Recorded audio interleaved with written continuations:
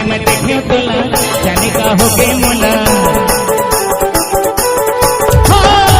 सपने में देखियो तोला जाने का हो गए मोला अरे चांद के गोला किसे भूलना वो बोला नितिया चुराए गोरी पे नीली नीली आँखी मामे डूब डूब जाता रे हर मर्जी के पानी में हर मर्जल पानी में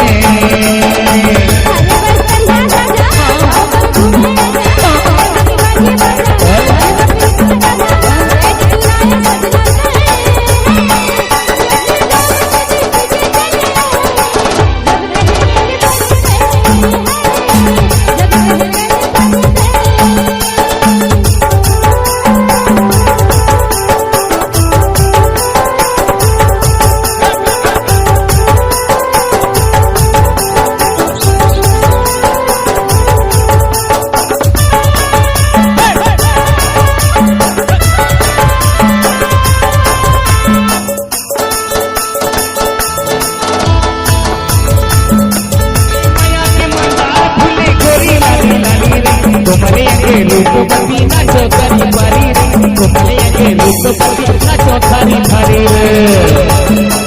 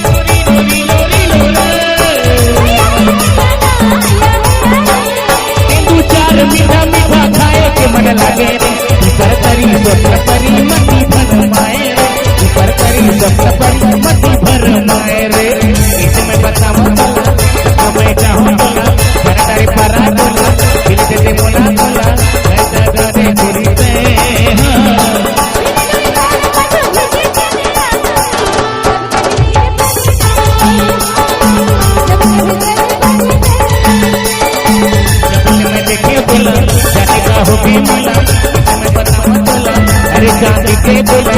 दिया गुराए गुरी में गिली गिली आँखी में डूब डूब जाता रे अरे मुर्गी परी